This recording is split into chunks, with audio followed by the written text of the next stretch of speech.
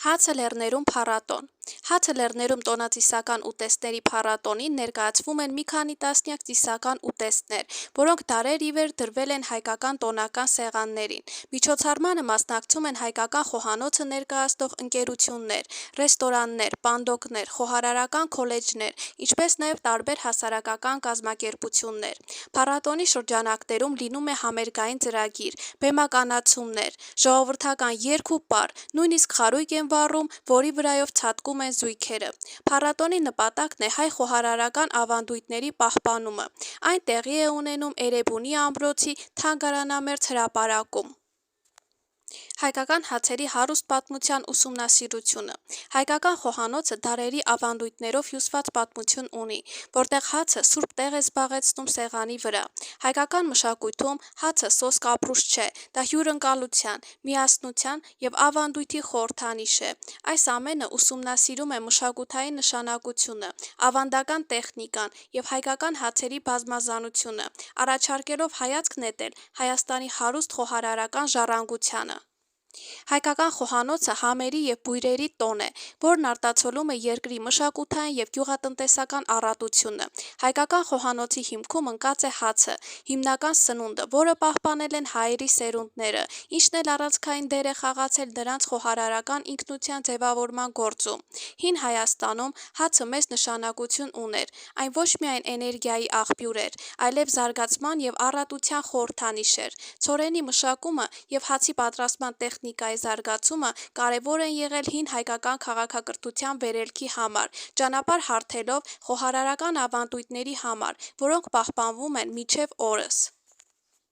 Հայկական ավանդական հացի տեսակները նույնքան բազմազան են, որքան այն շրջանները, որտեղից նրանք ծագում են։ Յուրաքանչյուրն ունի իր յուրահատուկ առանձնահատկությունները և մշակութային նշանակությունը։ Լավաշը տափակ հաց է, թերևս ամենախորհրդանշականն է հայկական հացերից։ Այն հայտնի է իր բարակ, առանցքական հյուսվածքով և խոհանոցում օգտագործման բազմակողմանիությամբ։ Հայկական խոհանոցում սիրված են նաև մատնաքաշը, հրազդանը, բազմաթիվ այլ ավանդական բաղադրատոմսեր ունեցող հացեր։ Հայաստանում հացի պատրաստման տեխնիկան զարգացել է դարերի ընթացքում, ձևավորելով մշակութային հմտություններ տարածաշրջանային նախասիրությունների և տեխնոլոգիական առաջընթացների հիման վրա։ Ավանդական թոնիրները, որոնք տաքացվում են փայտով, հստակ ծխագույն համ են հաղորդում դրանցում թխվող հացերին, որը հատկապես սիրված է տեղացիների կողմից։ Ձեռքի հունցումը, որը սերունդների միջոցով փոխանցված հմտություն է, շարունակում է գնահատվել արհեստագործական տեխնիկայի պահպանման և հացթուխների իրենց գործում ունեցած դերի համար։ Հայկական մշակույթում հացը ավելին է, քան պարզապես ուտելիք, այն հյուրընկալության, առատաձեռնության և սովորույթների խորհրդանիշ է։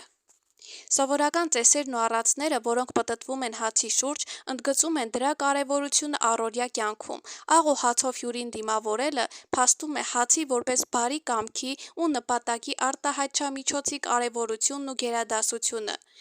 Մինչ գլոբալիզացիան նոր ազդեցություններ և բաղադրիչներ է բերել հայկական խոհանոց, ջանքեր են գործադրվում հացի պատրաստման ավանդական սովորույթների և բաղադրատոմսերի պահպանման ուղղությամբ։ Հաց պատրաստելու ավանդական հմտությունների պահպանումը, ներառյալ սննդային սովորույթների փոփոխությունը, մնում են մարտահրավերներ։ Այնուհանդերձ, ավանդական բաղադրատոմսերն ու տեխնիկան պաշտպանելու նախաձեռնություններ են ընթանում, որոնց աջակցում են կրթական և իրազեկման արշավները՝ ուղղված հայկական հացերի մշակութային նշանակությունը խթանելուն։ Այսպիսով, հայկական հացերը երկրի հարուստ պատմության, մշակութային բազմազանության և խոհարարական հնարամտության արտացոլումն են։ Գնահատելով և պահպանելով այս խոհարարական ավանդույթները՝ մենք հարգում ենք հայ ժողովրդի տոկունությունն ու ստեղծագործությունը՝ երաշխավորելով, որ ապագա սերունդները կարող են շարունակել համտեսել հայկական հաց պատրաստելու հարուստ ժառանգության համերը։ Հաց կիսելու հայի սովորույթը ազգային բնավորության եզակի գիծ է։ Թոնրում թխած թարմ լավաշի բույրը, վառարանի մատնաքաշի հրապուրիչ տեսքը այցելուների վրա մնայուն տպավորություն են թողնում, նրանց ստիպելով փնտրել հայկական հաց նույնիսկ տուն վերադառնալուց հետո։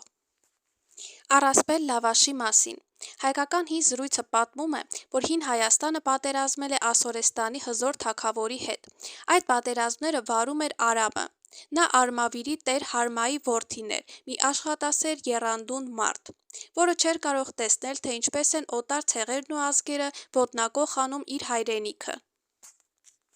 Այնպես պատահեց, որ այդ պատերազմներից մեկում արքա Արամը գերի ընկավ Ասորեստանի թագավորին, բայց դա դեռ չէր նշանակում, որ թշնամին վերջնական հաղթանակ է տարել, ու հենց այդ պատճառով Ասորեստանի թագավորը պայման դրեց եւ ասաց, որ դու 10 օր հաց չես ուտելու, իսկ 11-րդ օրը աղեղնամարտի կբռնվես իմ հետ, ու եթե հաղթես ինձ, ուրեմն դու ինձնից ուժեղ ես, եւ այդ դեպքում ես քեզ ազատություն կտամ։ Արամը ողջ գիշեր մտածմունքների մեջ էր, իսկ առավոտյան խնդրեց, որ ոչ հեռու կանգնած հայկական բանակից նրան մի գեղեցիկ վահան բերել տան։ Ասորեստանի թագավորը դեմ չէր, եւ Ասորեստանի արքայի սուրհանդակները եկան հայերի մոտ եւ հաղորդեցին Արամի խնդրանքը։ Ողջ գիշեր Հայաստանի թագավորի զինվորները փորձում էին գուշակել, թե ինչ գաղտնիք կա Արամի խնդրանքի մեջ։ Ի վերջո կռահելով իրենց թագավորի խնդրանքի իմաստը, վահանի կաղապարի տակ մի լավաշ են թաքցնում ու այդ վահանը հանձնում են սուրհանդակներին, եւ ոչ ոք ասորիներից չհասկացավ, որ հացը կարելի է թաքցնել պղնձե կաղապարի տակ, չէ որ ասորիները ոչինչ չէին լսել լավաշի մասին։ Արամը տեսնելով վահանը, ասաց գլուխը շարժելով. «Ոչ, սա այնքան լավը չէ, վաղը կբերեք մի ուրիշ վահան»։ Եվ այդպես ամեն օր Ասորեստանի սուրհանդակները Արամին մի նոր լավաշ էին բերում։ 11-րդ օրը Արամը ու Ասորեստանի թագավորը դուրս եկան Աղեղադաշտ։ Ասորեստանի թագավորը համոզված էր, որ Արամը 11 օր առանց հացի մնալով հուսահատվել է ու կորցրել է ուժը, բայց Արամը հաղթող դուրս եկավ Ասորեստանի թագավորի կողմից առաջարկած մրցույթում եւ պատվով վերադարձավ իր հայրենիքը, լավաշը փրկեց նրան։ Հայաստան վերադառնալուց հետո թագավորը հրամայեց, որ այսուհետև Հայաստանում բոլոր հացի տեսակները վերածվեն լավաշի։